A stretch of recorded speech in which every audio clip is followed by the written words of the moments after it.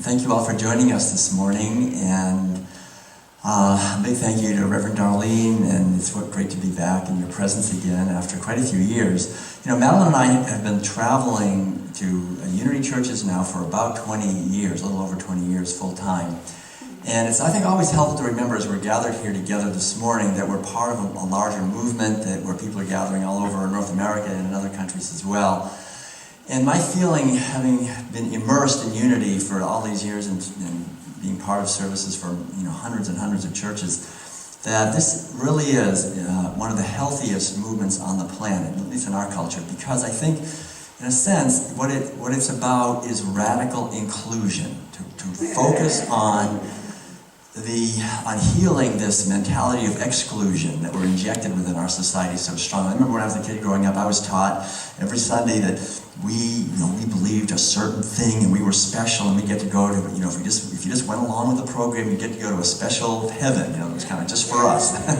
And this feeling of having the one right path. And what Unity, I think, the reason it's so healthy is that it's really an attempt, I think, to distill the essence of the message in a way that's not a dead word, but a living word, a word that lives within us in our consciousness and can live within the community, and sees the universality of the teaching. That this teaching that we see is so beautiful in what Jesus was talking about and in the Christian scriptures, but also that the same wisdom and compassion and awareness comes through many other traditions as well.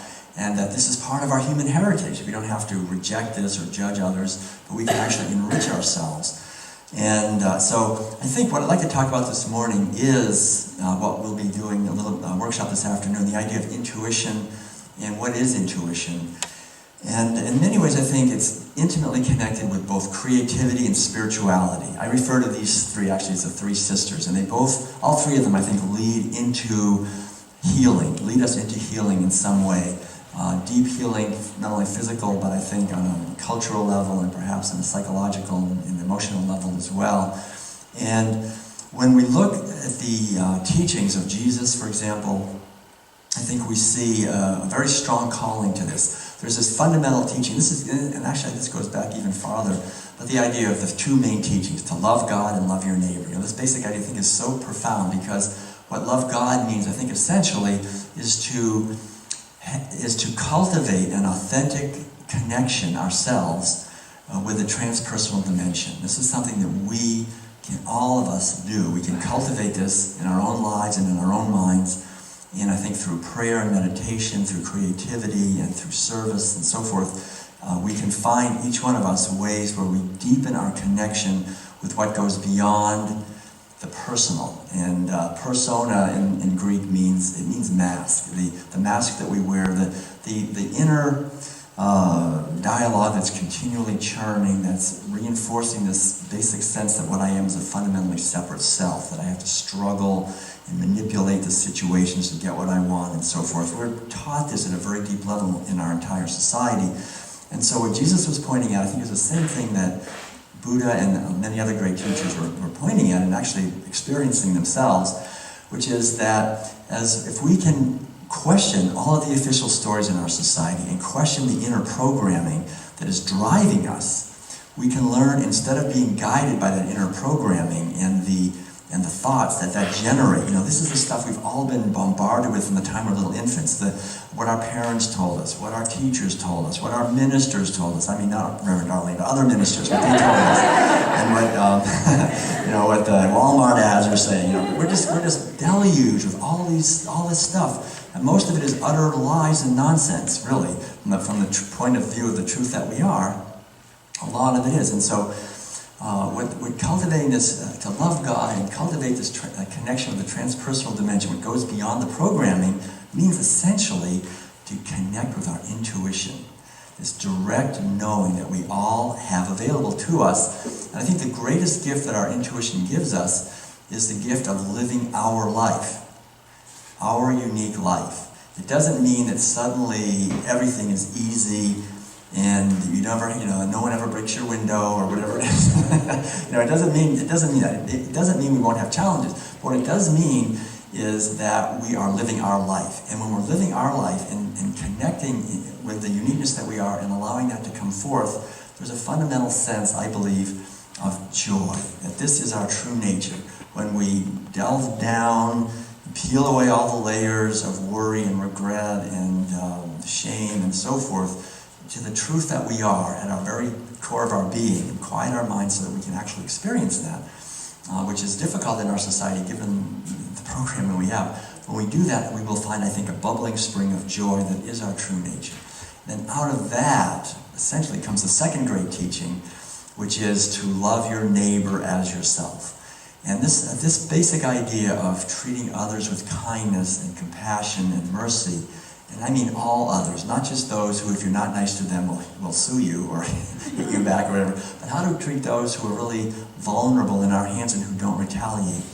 That's really, I think, the test of our spirituality and our maturity. How do we treat animals? How do we treat the planet? How do we treat future generations who will be inheriting the earth from us? How do we treat those who don't have a lot of power? And so I think cultivating compassion and a deeper understanding, really, for the nature of our society is a way of spiritual liberation that helps us to create communities of compassion and kindness and to live a life of meaning. One of the things I'm feeling is how quickly our lives go by.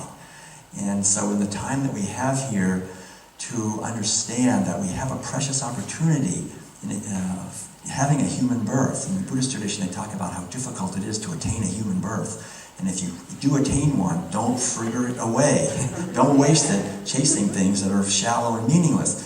To use it for spiritual cultivation, to get clarity about the truth that we are, to cultivate our intuition, to cultivate our connection with the infinite joy that we are, and to treat others with kindness and compassion. Because the key is, one of the things I think that's missing, in a sense, in a lot of the contemporary sort of New Age teachings is, what I learned very strongly as a Zen monk, for example, is that our behavior matters, and that acting non-violently and cultivating that as best we can to act with love and kindness really opens the doorway for us to go deeper in our meditation.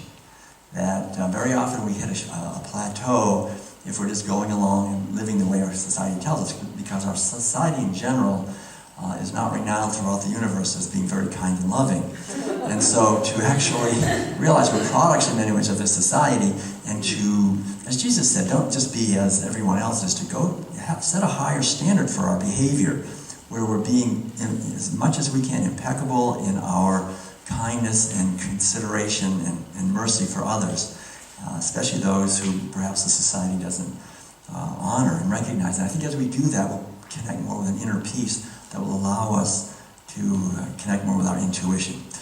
And I'd like to talk just a little bit about, because I think this is kind of a little bit abstract. So in a sense, in my own life, I remember growing up in Concord, Massachusetts, which was an interesting place to grow up just because it was the home of two revolutions. We had in 1775, on April 19th, that was called Patriots Day, and my father would get dressed up in his Minuteman outfit and get the gun off the wall, and we'd go down to the Old North Bridge in Concord, and these other guys were dressed up in red coats, and we'd shoot at them and reenact the whole battle and chase them back to Boston and celebrate revolution. The idea was, if you have a situation that's really bad, change it. I think it's a good idea.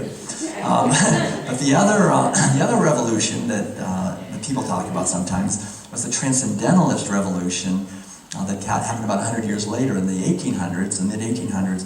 And so I was born in Emerson Hospital and learned to swim in Walden Pond and went to Thoreau School and Olcott School. There was this whole feeling of the Transcendentalists. And I think that the reason that, one of the reasons I think I'm so drawn to unity, actually, is that Charles and Myrtle Fillmore, in their wisdom, really saw the power of these teachers. And these were the very first ones to bring the ancient wisdom teachings from Asia, a lot of the non-Western teachings, into our society.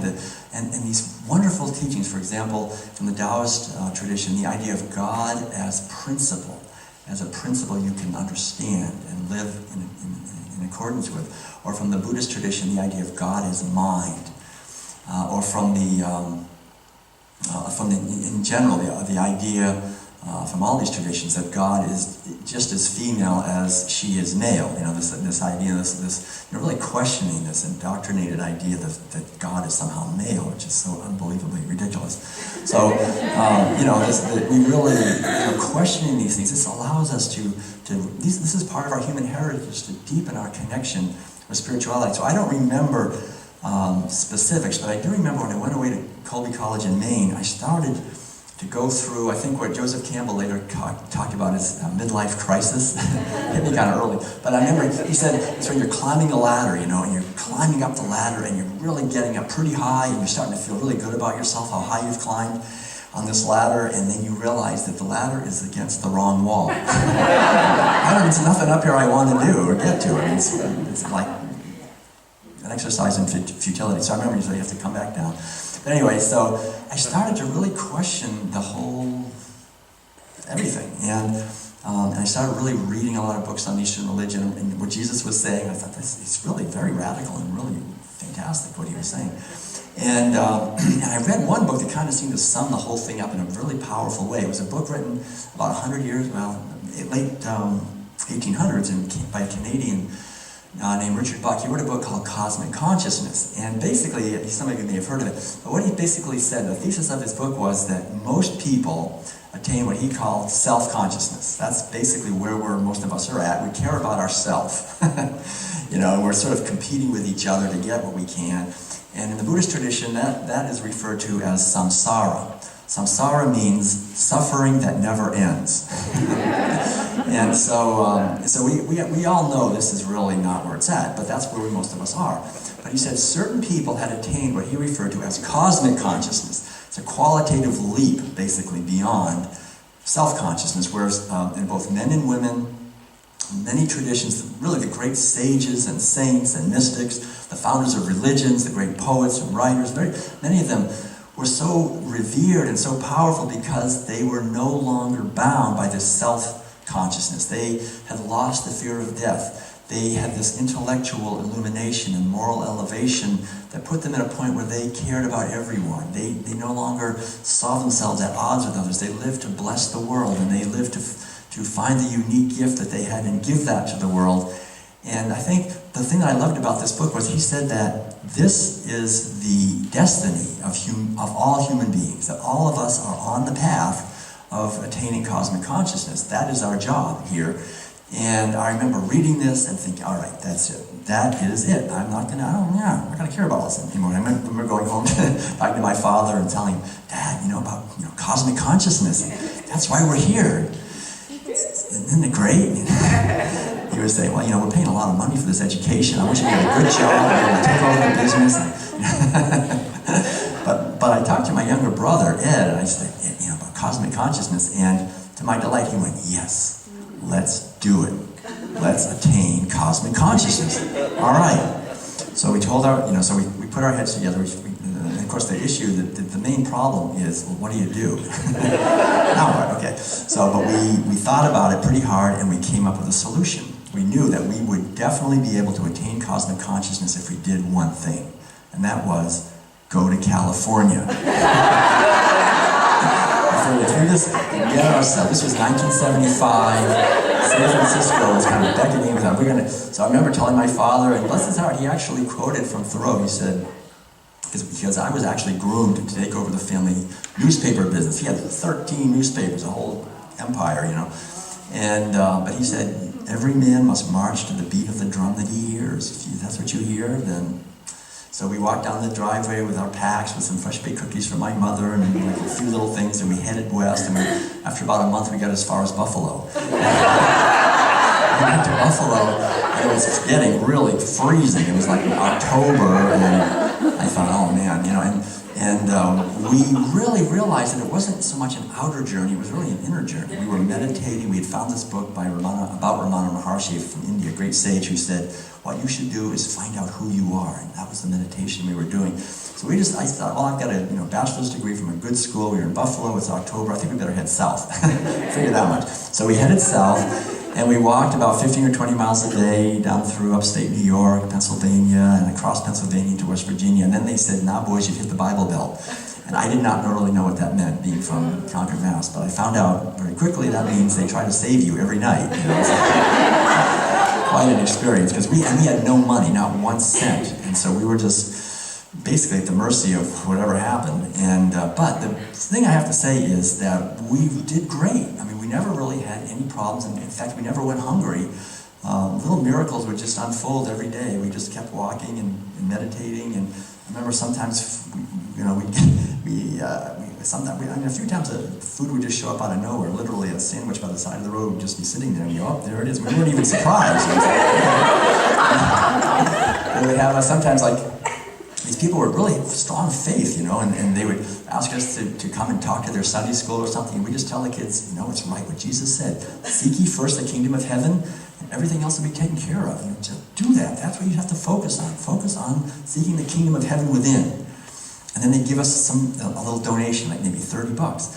And back then, that was quite a lot, and we'd walk down and we'd go to a little, I remember going to this little restaurant, and lunch for 2 people back then was maybe $12.